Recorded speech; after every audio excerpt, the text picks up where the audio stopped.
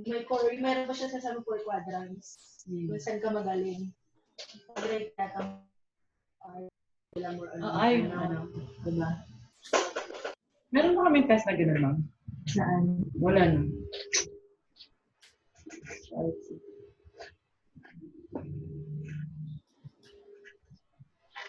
Manusura Development Cooperative. Ay, naka-on na tayo. Yeah. Okay. Welcome. Hi there. Hello. So we will start our training. Okay. We will open the microphone later on. I-mute ko po muna lahat para po sa ating webinar. Sure.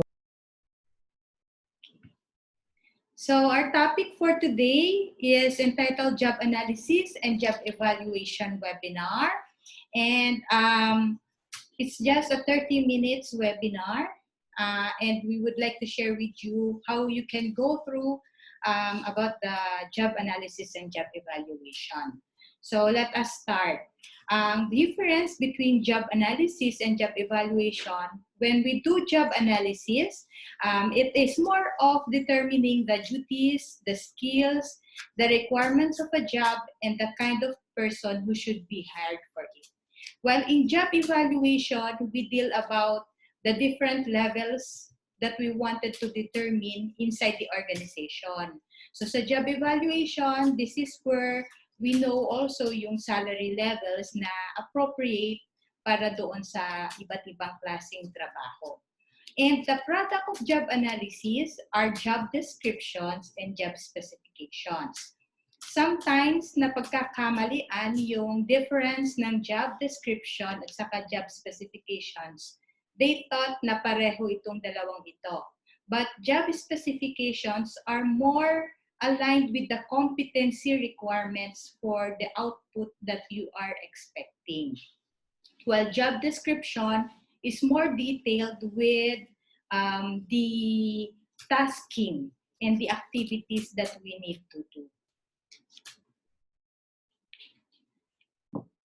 So sa job analysis, we need to collect data or information like work activities, human behaviors, machines, tools, equipments used, at saka yung mga work aids like kung kailangan ba may helmet, kailangan bang may mga protective gears for the position. And also performance standards. Usually, performance standards are the targets, the quality of output expected from the worker. And job context is yung coverage ng kanilang trabaho, who they will be working with, and sino din yung kanilang mga makaka-interface sa kanilang trabaho. And human requirements, usually these are the soft skills. Ito yung mga medyo mga criteria on the type of behavior required for the position, or yung mga attitudes towards the people they work with. Teamwork, or mga kailangan nila, they share with the different units or different groups, or should they be working on their own? So, yun yung mga ating na-expect. For job analysis, ang mga information uses niya is for recruitment and selection. With job analysis, kasi may job specifications ka na, you can now determine kung ano yung minimum requirements needed for specific position. And as for the compensation, usually this comes in when you do the job evaluation. But we have a general knowledge as well kung ano yung levels ng position or yung task required for the position. The same case with performance appraisal. If you know the activities, the desired output, then it will be easy for us to determine kung ano naman yung mga targets and performance indicators necessary for the position. Okay, so sa training, in training, we need to also use yung ating duties and responsibilities. and job specifications to determine naman their training needs. If you are going to come out with trainings, kailangan na specified din kung ano yung hindi pa nila alam na skills. And discovering unassigned duties or meron kasi mga hindi nakasama sa ating job description. So in discovering unassigned duties, tendency is they will have to write in yung mga hindi pa nakasama doon sa job description.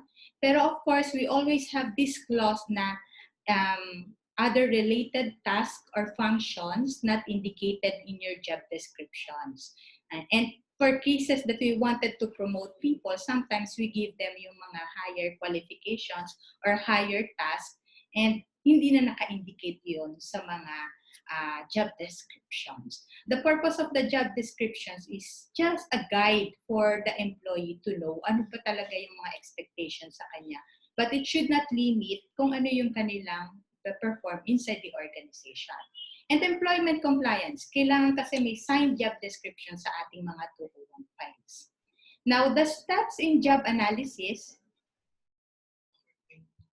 okay. As for the steps in job analysis, wait I'll share first this.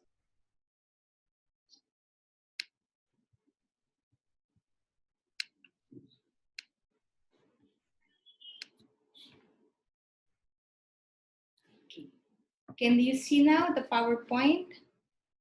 And so for the steps in job analysis, first, we have to decide how you'll use the information. Ano ba yung purpose ng gagawin nating job analysis? Just to determine ano yung functions na ipe-perform ng employees. Then we also need to know yung relevant background and information ng mga pagbibigyan natin ng mga ideas about the job analysis. And then select representative positions, actually analyze the job, verify the job analysis information, and develop a job description and job specification. Now, isa-isahin natin. Decide how you'll use the information. Job analysis can be done regularly, hindi lang one time.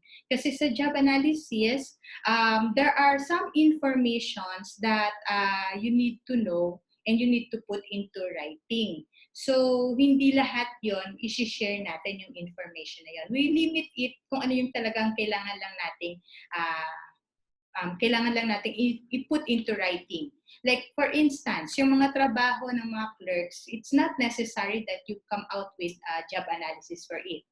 And then yung regular job analysis natin is, it can be done if there are new positions or if you feel na marami ng job descriptions na hindi updated. So, when you review relevant background information naman, it's understanding the scope of their job functions. Yung different tasks and the different informations required, the different equipments required, like what we'd mentioned earlier. Balikan natin yung mga background information that we've mentioned earlier.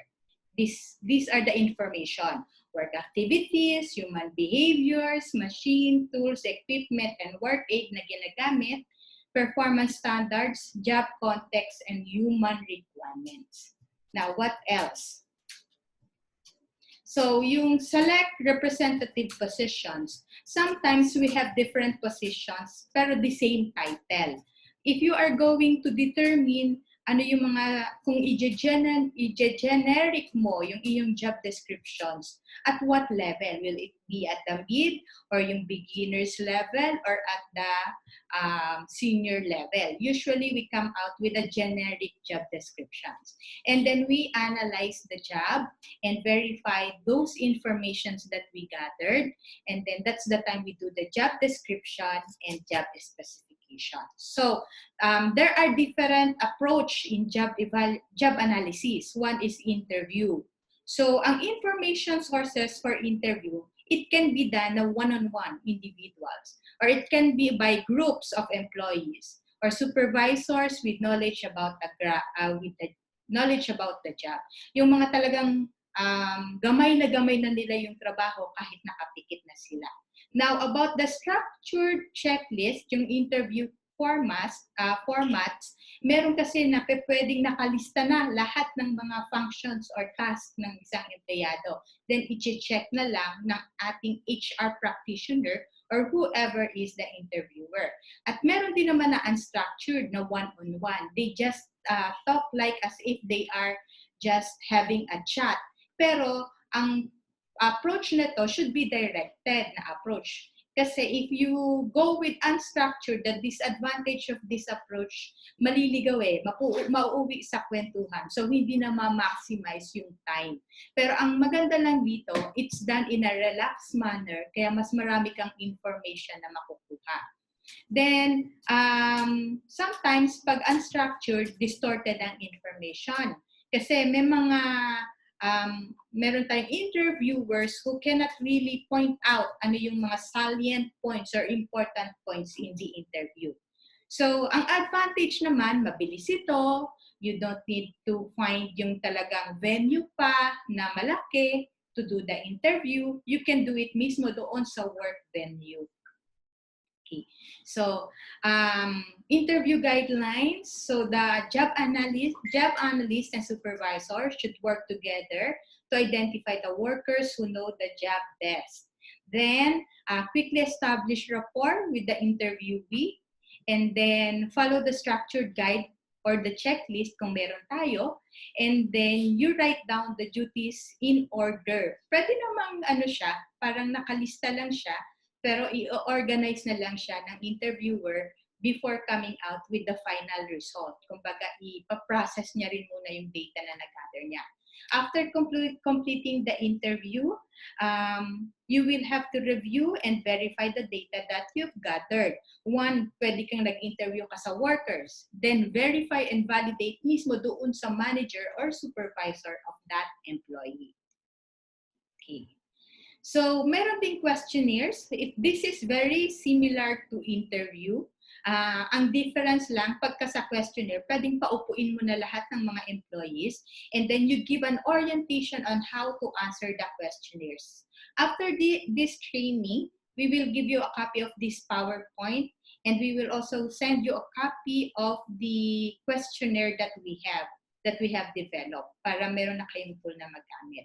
It's structured, it's open-ended questions, so pwedeng essay, pwedeng multiple choices. Ang disadvantage lang nito, sometimes you need to spend some money on the questionnaires, like on printing, or if you are going to gather them, everybody, yung mga employees, if you are going to gather them, then you'll have to prepare at least snacks, so that they'll be motivated to come to your meeting for the questioning. Okay, but this is also quick and efficient way of gathering information for identified na positions.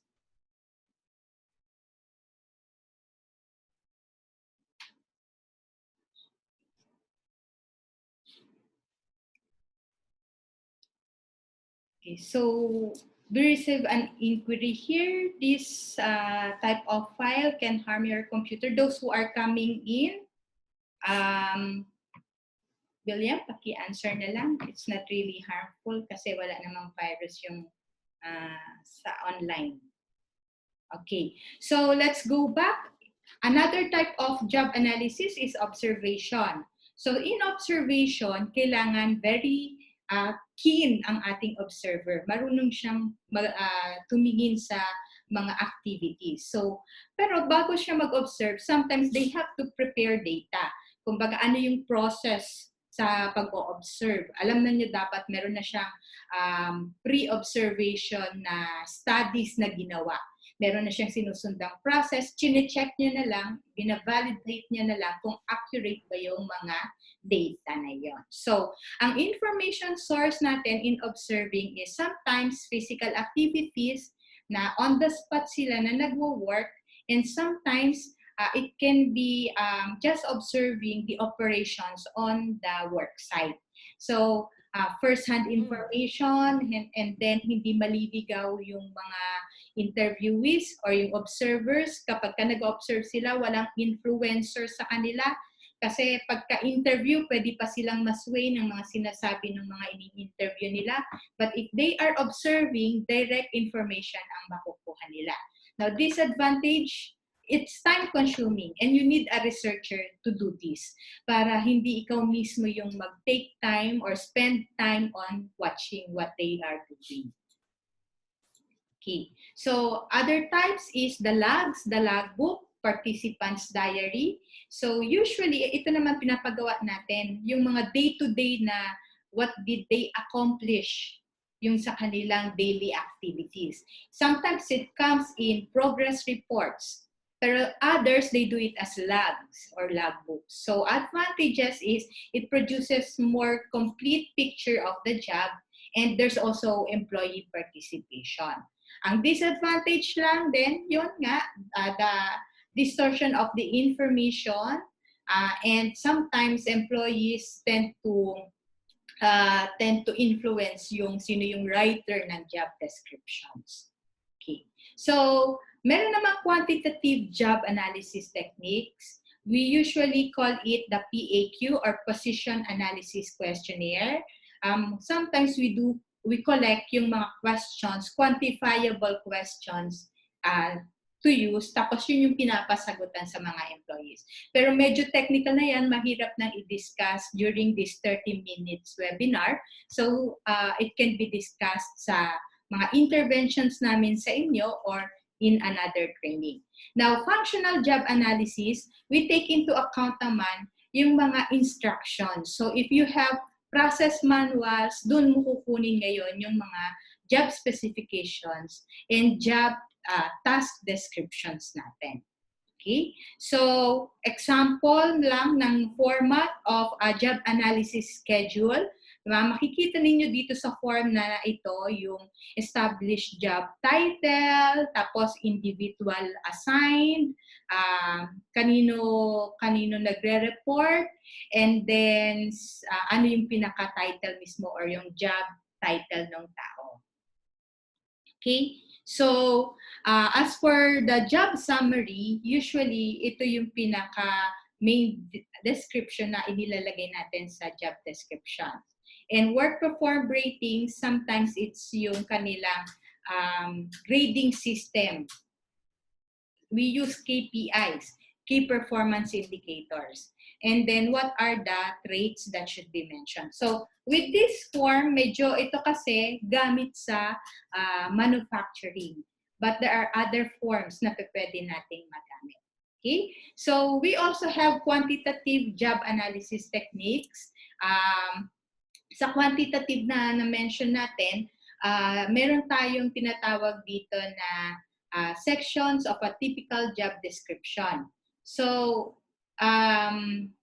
yung mga mga parts of the job description, job identification, job summary, responsibilities and duties, and authority of incumbent standards, and working conditions, yung mga specifications. Now, to be more specific, para mas maintindihan natin itong part na ito, isa-isay natin how to go through about it.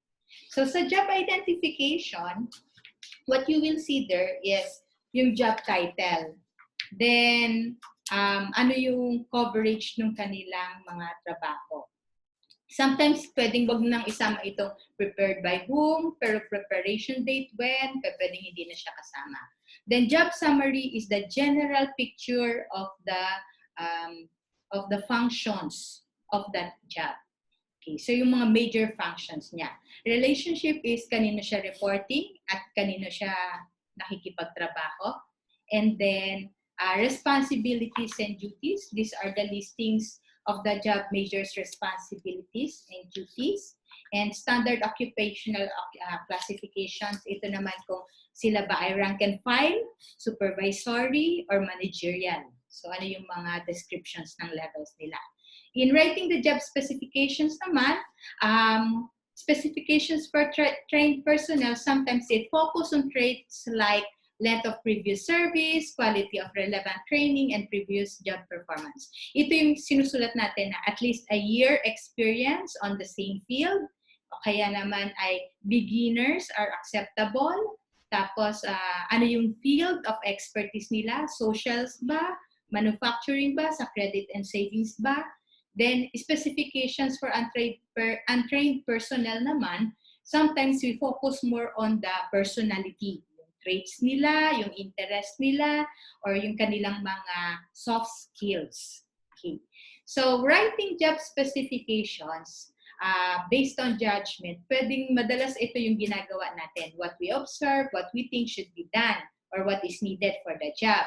Then another approach is pwede naman na statistical analysis. Titignan mo ngayon kung ano yung pinaka-major part ng kanilang trabaho, yun yung uunahin mo sa job specifications. Kung ano yung pinaka-mabigat nilang trabaho, where do they spend more time? Kung lesser yung time spent on some functions or some activities, then it goes at the latest part, yung pinaka-huling part ng job descriptions. So, yung steps in statistical approach, analyze the job and decide how to measure job performance. Select personal traits that you believe should predict successful performance. Test candidates for these traits, measure the candidate's subsequent job performance, and statistically analyze the relationship between the human trait and the job performance. Okay, so medyo technical yung description nitong statistical approach. When you say statistical approach, to simplify it, ibig sabihin lang, ano yung measurable out of their functions. Let's say they need to release OR, how many? Ilang OR ang kailangan nilang i-release in a day. Yun. Iko-convert mo siya into a quantifiable determinant para doon sa pagdidetermine ng mga KPI. So, para mas madali nating maintindihan, this is an example of a job description. If you will see, meron tayo ditong position title. Saang department nagre-report. Reports kanino? Sinong manager? Sino ang coordinators niya? Okay. Sino yung coordinators niya? And then, sino yung mga taong katrabaho niya? Sa employees of the cooperatives, members of the cooperative, then anong levels, rank and file, supervisory, anong branch, anong working status, full-time, or Monday to Saturday, ilang travel, ilang percent. So, you will see here, and dito yung pinaka-objectives, pinaka-general description, and then we have here the activities, tapos the performance measures. I'll give you a copy of this. Okay? So, next, dito naman sa part na to, yung sa job specification. Minimum job requirements or education requirements, yung work experience, training required, knowledge, skills, and abilities. I think we've run out of the 30 minutes, but if you want to continue this, tuloy na lang natin. So, those who are rushing can leave the window, the meeting room, but those who can still stay will continue with this kasi this is somehow recorded and then we will share this video. Okay, so for the purpose of job evaluation, internal equity, is it fair for everybody who is working within the organization having the salary that they have right now? External competitiveness means pagka kinompare mo ba yung bookkeeper salary inside your organization? Do they have the same salary with those bookkeepers outside of the organization? So sometimes, dapat i-compare mo siya sa the same industries. And then in job evaluation, you focus on the job content. And then the ranks, you also use job evaluation to determine the different ranks. So I'll go fast with this. We'll skip the purpose because we've mentioned naman that job evaluation is for you to determine the different levels of the job, ano yung kanilang salary that they need to receive, and then also kung may nag-overlap ba na trabaho, we do the job evaluation para walang repetition of functions. Okay? So, we also do job evaluation to determine kung fit ba yung employee who's occupying the position with the job descriptions that we have, and also to help the HR department. Okay, next is, we've mentioned that already. Ito yung steps sa or process sa job evaluation. Sometimes in job evaluation, akala nila it's more of ini-evaluate mo yung tao. But not really. What you're evaluating is the value of the work. So you need to gain acceptance para makipag-cooperate sila. Then you create a job evaluation committee. Usually yung job evaluation committee is composed of managers who are very familiar with the job functions. And key positions, you do job evaluation for supervisorial positions or managerial positions or any position that is very important to the operation. Kasi if you do job evaluations, maraming time ang kakainin nito. This cannot be done overnight. So it needs time to do it properly. And part of the job evaluation is the job analysis. That's why we started with job analysis, kasi we'll use the information gathered sa job analysis in job evaluation. And then creating or development of the job description and then the job levels. Okay, so there are 3 types of job evaluation. Ranking yung pinakamadali.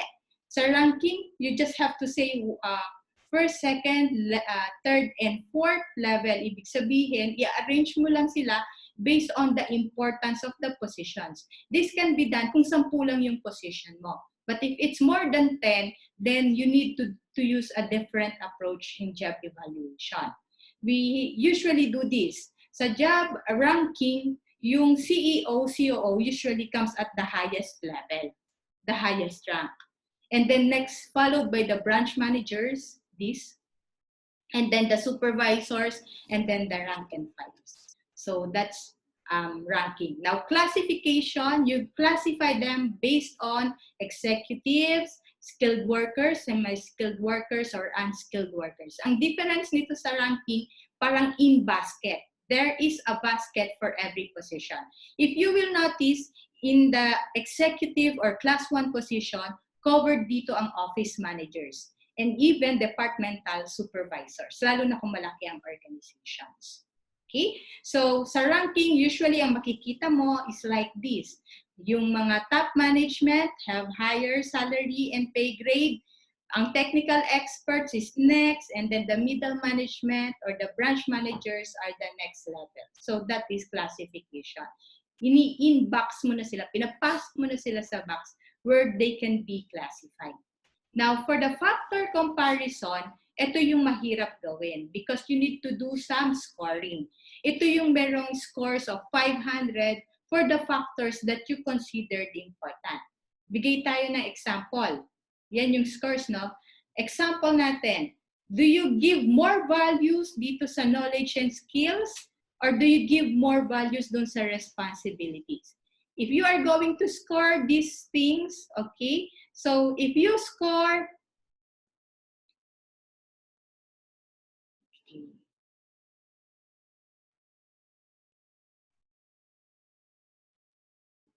wait, I'll go back. Okay, so if you score yung sa responsibilities, so if you score dun sa responsibilities as more important than the knowledge and skills, then you can give a score of 1,000 for the responsibilities. Distributed siya dito sa 5. Maaring 200 ang highest scores for item number 1, responsibility for and consequences error, or pwede naman na 200 distributed dito sa 5. Pwede naman din na halimbawa, you scored ng 500 for knowledge skills, yan, experience and training requirements, judgment, complexity, independence of action. Then you can give 500 or 300 depending on your value given to these different factors. So we have factors like effort, pwede mo ring tingnan. Meron ding factors about the working conditions. So this is another item. Siguro we'll offer a free webinar on how we can do the factor analysis. Now for the advantages and disadvantages, we will skip that for each category because we've spent more than 30 minutes already. And then we will just invite you for the next sessions of webinars. So for now, if you have any questions, we will entertain questions through your chat first. You can just send a message. And I will unmute as well your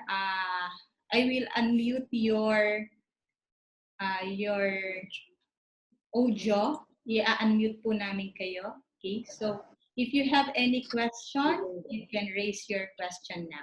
Okay, question. Wait. Who's that? Can you type sino yung nag-question? First question, please. Type your name here. Sa chat.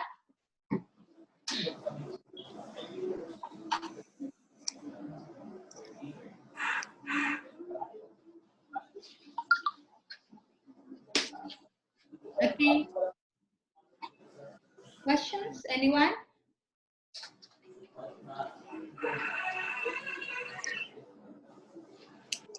So I'm trying to unmute everybody.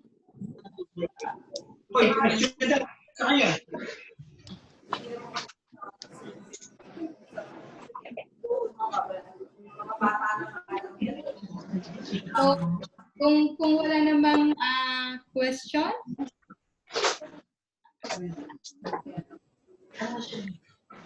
Editor mo, gawas, kini mo pangalan mo.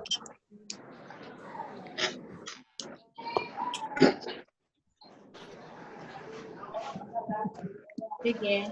Walang gusto mag-start? Yes, may question kami sa Valenzuela Development Cooperative. Okay, sure. Fire away. Ma'am, regarding po sa multitask, for example. Okay. Yan, paano namin siya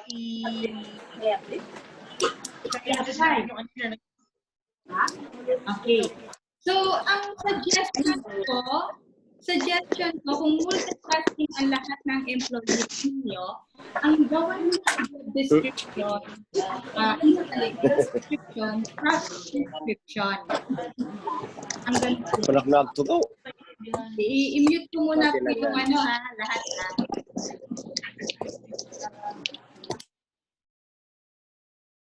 So,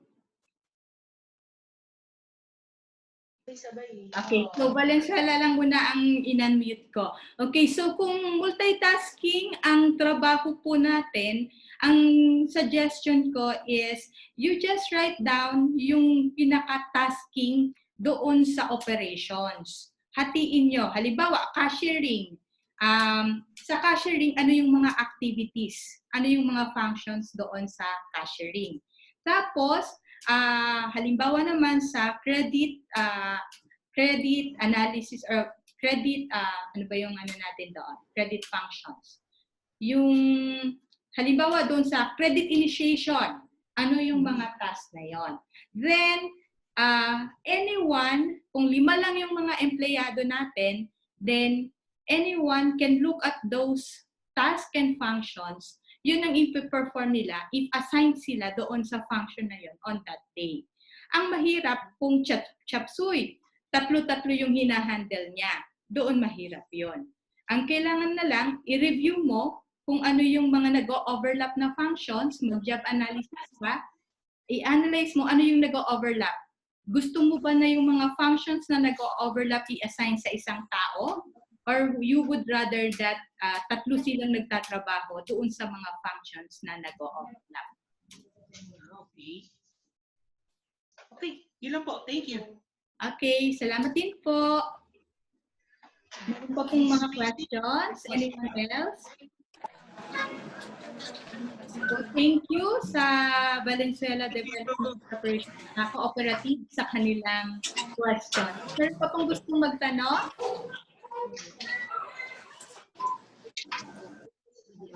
Ma'am. Okay po. Can I get your name po?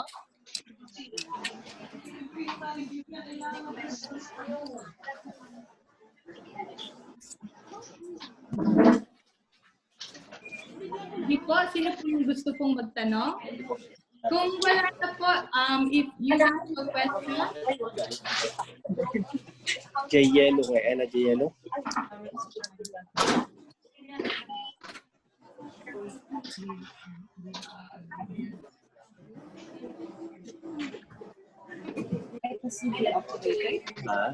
When should I withdraw? Ano ba? Nasa po sa kuman. Nakaka-question? Passbook. Wala na pong question?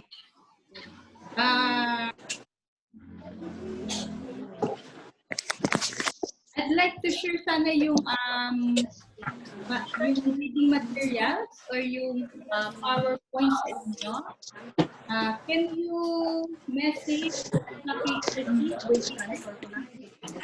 sino po padala ko yung Yes po, Ma'am Rose. share ko po sa inyo.